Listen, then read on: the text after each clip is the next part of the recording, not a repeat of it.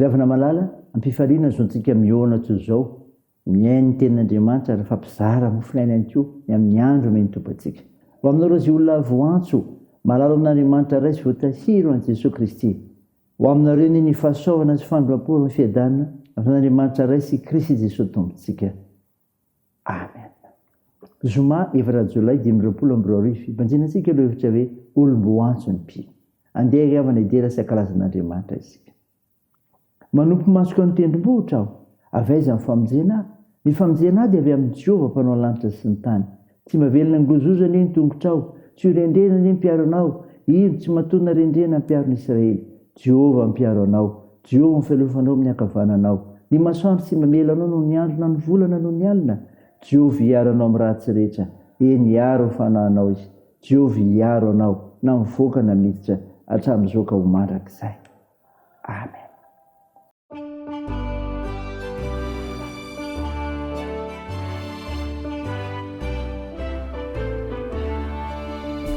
Andriamanitra io ampiray sore izahay zanaka mahazoto tsara ka avita be amin'ny asa izay ata fa fitiavana ianao ka afaka ampiray toko anao enganeza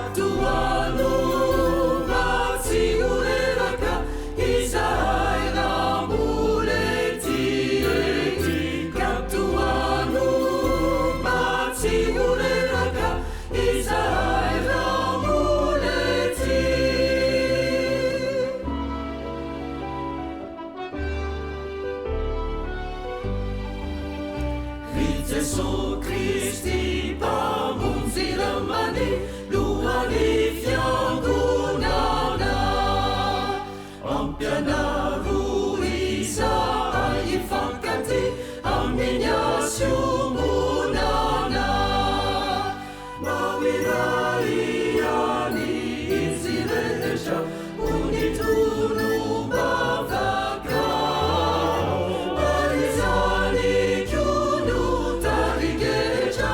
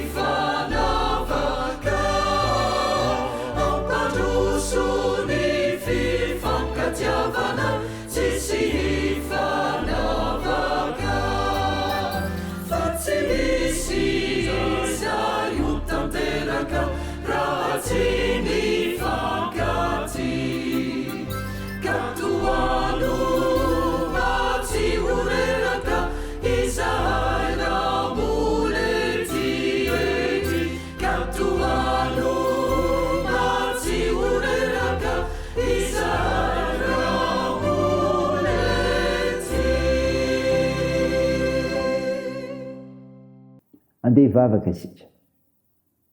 Ry Jehovahandriamanitra io Andriamanitra mitondra ny fiainan'ny mpino ianao, ka mahay mampiaiky ny ilo ny famonjena ataonao no ny serinao. Midera sy mankalaza ny arina masina izay tompo noho izany, fa mendrika eo anao zany. Mivavaka aminao zahay. Tompo, malona ny fahalemenay, dia mangataka ny famondram-ponao. Mamindra fonay mamelany erika. Iafo zahay. Fa ny fananao masina izay anazavanay ny amin'ny fanambarany teninao. Jiovakina aminay. Amantarinay ny sitraponao Andriamanitra. Anaran'i Jesosy Kristy, no angatanay izany mivavaka izany. Amen. Ny ofinainao antsika amin'ny tian'ity ry havana malala, dia hitanao ao amin'ny epistily voalohany soratan'i Paoly any Tesaloniana. Tesaloniana voalohany toko 2, ny andiny voalohany ka hatramin'ny 12. Mivaky toy izao anaran'i Jesosy. Fa ny teninareo rahalahy dia malala, fa tsy foana ny fidiranay taty aminareo.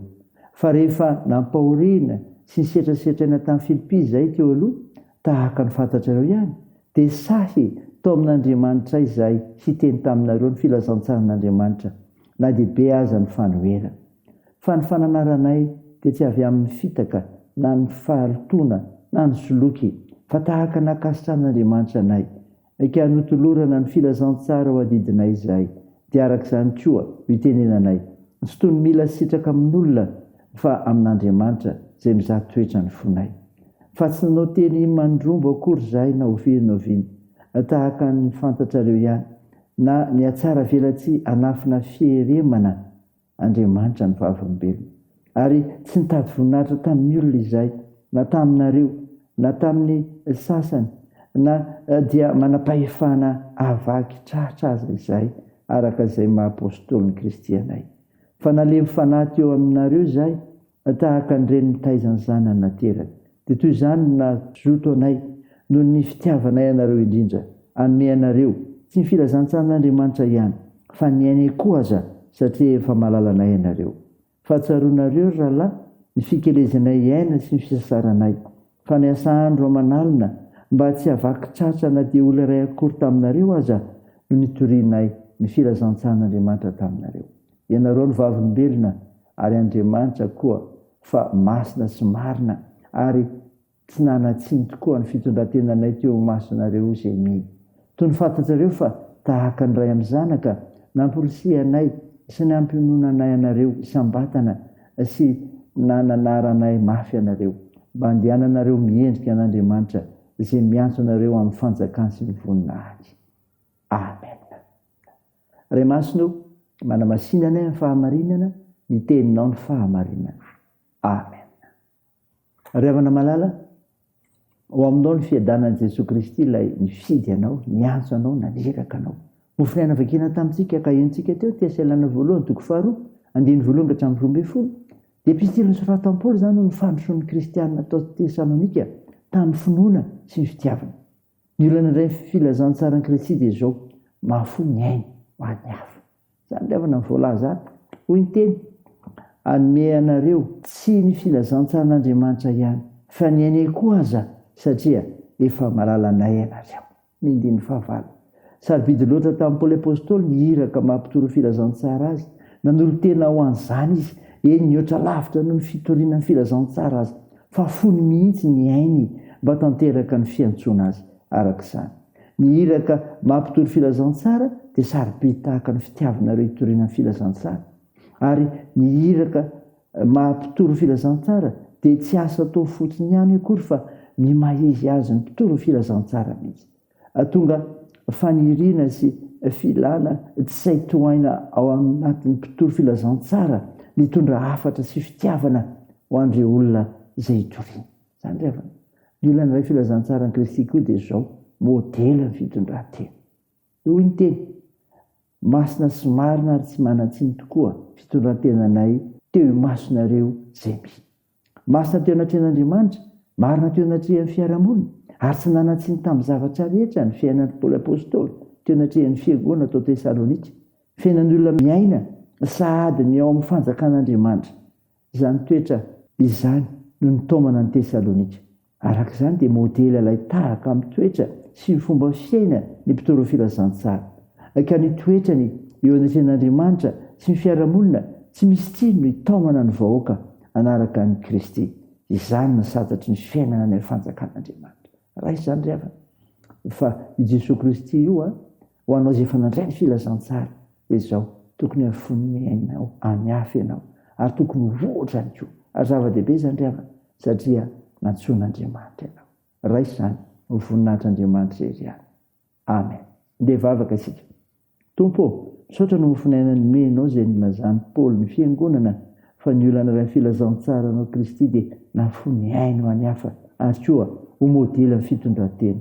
Tompo, vavaka izay ny fanomanana rehetra sy ny toerana natanterahana saody lehibe any atolan'ny aro. Vavaka aminao izay mitahirinao anay tsiraray eo amin'ny sehatra misy anay ary ahijoro vavombenao marina sy mpanompo mahatoky ny teninao sy haitianao ka ianasoa ny tokantrano sy ny fiarahamonina misy anay.